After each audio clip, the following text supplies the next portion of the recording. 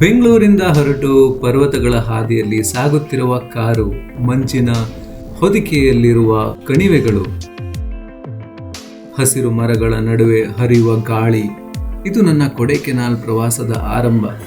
ದಕ್ಷಿಣ ಭಾರತದ ಸ್ವಿಟ್ಜರ್ಲ್ಯಾಂಡ್ ಎಂದು ಕರೆಯಲಾಗುವ ಈ ಹಿಲ್ ಸ್ಟೇಷನ್ ಪ್ರಕೃತಿಯ ಮಡಿಲಿನಲ್ಲಿ ಮಲಗಿರುವ ಕನಸಿನ ಲೋಕ. ಬನ್ನಿ ನನ್ನೊಂದಿಗೆ ಕೊಡೈಕೆನಾಲಿನ ಅದ್ಭುತವನ್ನು ಅನುಭವಿಸೋಣ. ನಮಸ್ಕಾರ. ಈ ವಾರ ನಾವಿದ್ದೀವಿ ಕೊಡೈಕೆನಾಲಲ್ಲಿ. ಇಲ್ಲಿರುವ ಹಲವು ಇಂಟ್ರೆಸ್ಟಿಂಗ್ ಪ್ಲೇಸಸ್ ಎಕ್ಸ್ಪ್ಲೋರ್ ಮಾಡೋಣ. ಈ ವಿಡಿಯೋ ನೋಡ್ತಾ ಇರೋದಕ್ಕೆ ಬಹಳ ಥ್ಯಾಂಕ್ಸ್.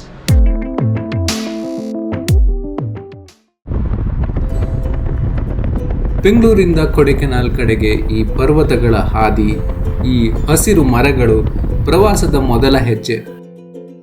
ಸುಮಾರು 8 ಗಂಟೆ ಬೇಕು ನಮಗೆ ಬೆಂಗಳೂರಿಂದ ಕೊಡೈಕೆನಾಲ್ ತಲುಪಕ್ಕೆ. ರಸ್ತೆ ಬಹಳ ಚೆನ್ನಾಗಿದೆ. ಸೇಲಂ, ನಾಮಕಲ್, ದಿಂಡಿಗಲ್ ಮುಖಾಂತರ ನಾವು ಕೊಡೈಕೆನಾಲ್ಗೆ ಹೋಗ್ತಾ ಇದ್ದೀವಿ.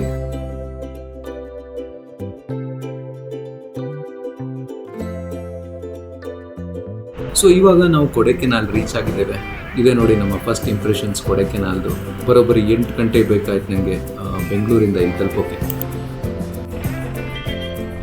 ಮೋಡಗಳ ನಡುವೆ ಮಲಗಿರುವ ನಗರ ಕೊಡೈಕೆನಾಲ್. ಇಲ್ಲಿ ಪ್ರತಿಯೊಂದು ದೃಶ್ಯವೇ ಒಂದು ಚಿತ್ರಕಲೆ. ತಮಿಳುನಾಡಿನ ದಿಂಡಿಗಲ್ ಜಿಲ್ಲೆಯಲ್ಲಿ ಇರುವ ದಕ್ಷಿಣ ಭಾರತದ one of the most popular tourist attraction ಈ ಕೊಡೈಕೆನಾಲ್. ಇವತ್ತಿನ ನಮ್ಮ ಈ ವಿಡಿಯೋದಲ್ಲಿ ಕೊಡೈಕೆನಾಲ್ ಹತ್ರದಲ್ಲಿ ಇರುವ ಹಲವು ಇಂಟ್ರೆಸ್ಟಿಂಗ್ ಪ್ಲೇಸಸ್ ಅನ್ನು ನಾವು ಎಕ್ಸ್ಪ್ಲೋರ್ ಮಾಡೋಣ. ಕೊಡೈಕೆನಾಲ್ ನಲ್ಲಿ ನೋಡಿದ ಮೊದಲ ಅಟ್ರಾಕ್ಷನ್ ಇಲ್ಲಿಯ silver cascade water falls. Kodaikanal enter ಆಗ್ತಾನೆ ನಿಮಗೆ ಇದು ನೋಡಕ್ ಸಿಗುತ್ತೆ. ಬಹಳ ಚೆನ್ನಾಗಿದೆ. ನೀವು ಕೂಡ ಕೊಡೈಕೆನಾಲ್ ಎಂಟರ್ ಆಗಬೇಕಾದ್ರೆ ಈ ವಾಟರ್ ಫಾಲ್ಸ್ ಅನ್ನು ಖಂಡಿತ ಭೇಟಿ ಕೊಡಿ.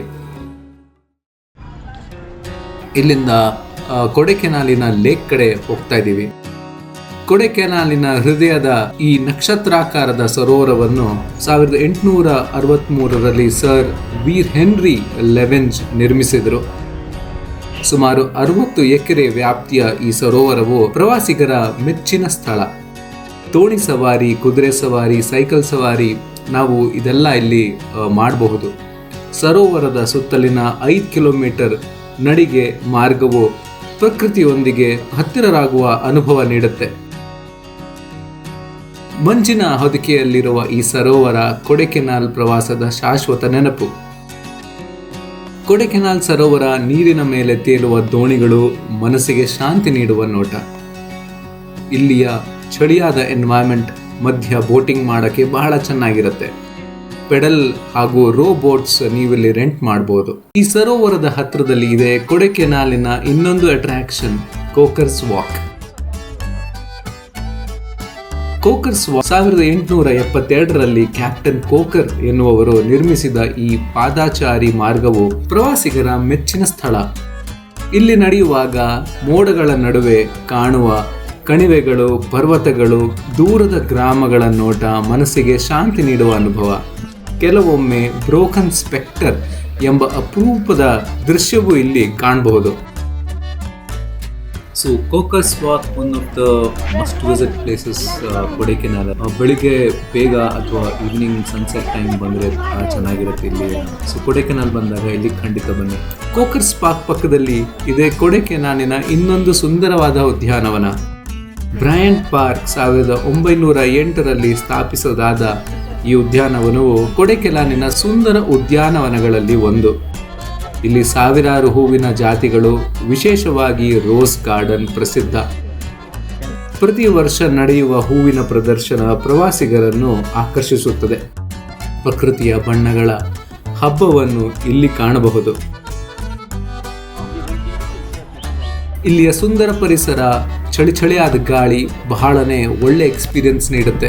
ಈ ಪಾರ್ಕ್ ಬೆಳಗ್ಗೆ 9 ಗಂಟೆಗೆ ಓಪನ್ ಆಗುತ್ತೆ. ಕೊಡೈಕೆನಾಲ್ ಬಂದಾಗ ಇಲ್ಲಿಗೆ ಖಂಡಿತ ಭೇಟಿ ಕೊಡಿ.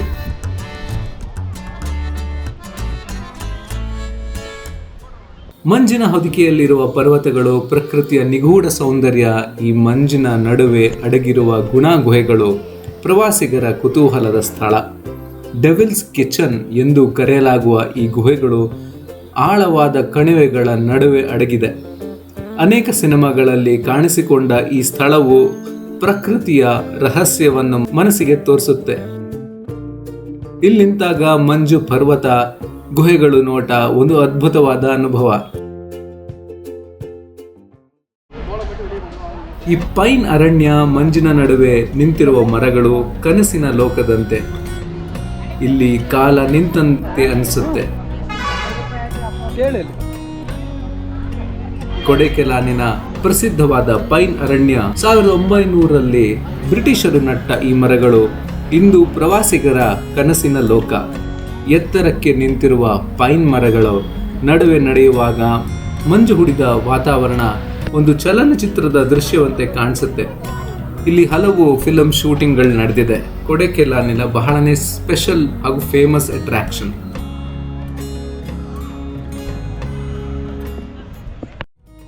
ಮೋಯರ್ ಪಾಯಿಂಟ್ ಕೊಡೈಕೆನಾಲಿನ ಅತ್ಯಂತ ಪ್ರಸಿದ್ಧ ವೀಕ್ಷಣಾ ಸ್ಥಳಗಳಲ್ಲಿ ಒಂದು. ಇಲ್ಲಿ ನಿಂತಾಗ ಪರ್ವತಗಳ ಸರಪಳಿ, ಕಣಿವೆಗಳ ಆಳ, ಮೋಡಗಳ ನಡುವೆ ಹರಿದಾಡುವ ಗಾಳಿ ಎಲ್ಲವೂ ಮನಸ್ಸಿಗೆ ಬಹಳನೇ ಶಾಂತಿ ನೀಡುತ್ತೆ. 1929ರಲ್ಲಿ ಸರ್ ಥಾಮಸ್ ಮೋಯರ್ ಎನ್ನುವರು ನಿರ್ಮಿಸಿದ ರಸ್ತೆ ಯೋಜನೆಗೆ ಸ್ಮಾರಕವಾಗಿ ಈ ಸ್ಥಳಕ್ಕೆ ಮೋಯರ್ ಪಾಯಿಂಟ್ ಎಂಬ ಹೆಸರು ಬಂದಿದೆ. ಪ್ರವಾಸಿಗರಿಗೆ ಇದು ಪ್ರಕೃತಿಯ ಅದ್ಭುತ ನೋಟವನ್ನು ನೀಡುವ ಸ್ಥಳ.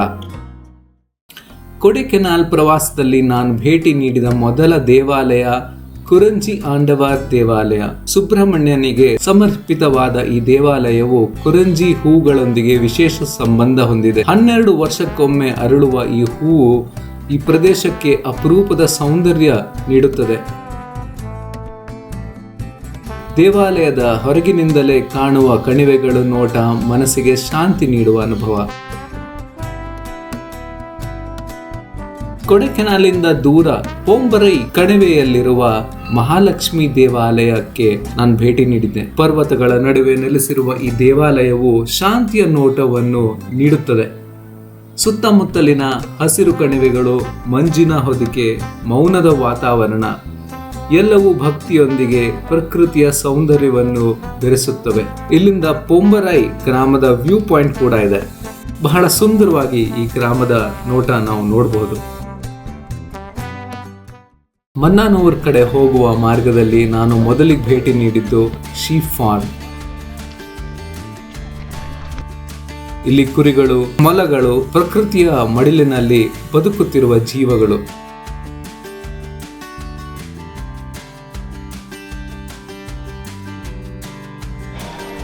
ಮಳೆಯ ನಡುವೆ ಕಣಿವೆಗಳ ನೋಟ, ದೂರದಲ್ಲಿ ಕಾಣುವ ಸರೋವರ ಎಲ್ಲವೂ ಒಂದು ಚಿತ್ರಕಲೆ ತರ ಅನಿಸುತ್ತೆ.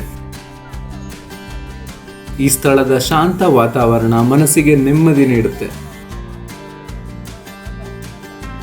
ಸೊ ನೀವು ಕೊಡೈಕೆನಾಲ್ಗೆ ಬಂದಾಗ ಶೀಪ್ ಫಾರ್ಮ್ಗೆ ಖಂಡಿತ ಭೇಟಿ ಕೊಡಿ.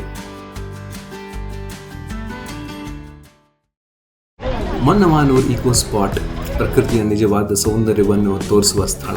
ಕೊಡೈಕೆನಾಲಿನ ಸುಮಾರು 45 ಕಿಲೋಮೀಟರ್ ದೂರದಲ್ಲಿದೆ ಈ ಮನ್ನಾನೂರ್ ಈಕೋ ಸ್ಪಾಟ್. ಹಸಿರು ಕಣಿವೆಗಳು, ಮಂಜಿನ ಹೊದಿಕೆ, ಸರೋವರದ ನಿಶಬ್ದತೆ ಎಲ್ಲವೂ ಮನಸ್ಸಿಗೆ ಶಾಂತಿ ನೀಡುತ್ತೆ. ಇಲ್ಲಿ ಬಂದಾಗ ಸರೋವರದ ಪಕ್ಕದಲ್ಲಿ ಬೋಟಿಂಗ್ ಹಾಗೂ ಕುದುರೆ ಸವಾರಿ ಮಾಡಬಹುದು. ಜಿಪ್ ಲೈನ್ ಕೂಡ ಇದೆ ಇಲ್ಲಿ. ಮನ್ನಾನೂರ್ ಈಕೋ ಪಾರ್ಕ್ ಬಹಳನೇ ಬ್ಯೂಟಿಫುಲ್, ಚೆನ್ನಾಗಿದೆ. ಈ ಥರ ವ್ಯಾಲೀಸ್ ನಮಗೆ ನೋಡೋಕೆ ಬಹಳನೇ ಕಡಿಮೆ ಸಿಗೋದು. ಸೊ ಕೊಡೈಕೆನಾಲಲ್ಲಿ ಇದು one of the most must visit attraction. So ನೀವು ಕೂಡ ಇಲ್ಲಿ ಖಂಡಿತ ಬನ್ನಿ.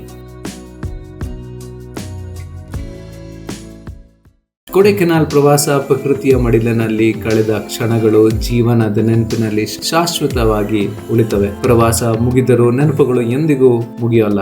ಇವತ್ತಿನ ಈ ವಿಡಿಯೋ ಇಷ್ಟವಾದರೆ ಲೈಕ್ ಮಾಡಿ, ಕಮೆಂಟ್ ಮಾಡಿ, ನಿಮ್ಮ ಅಭಿಪ್ರಾಯವನ್ನು ತಿಳಿಸಿ. ಆದಿ ಕನ್ನಡ ವಾಹಿನಿಯನ್ನು ಸಬ್ಸ್ಕ್ರೈಬ್ ಮಾಡಿ. ಧನ್ಯವಾದಗಳು.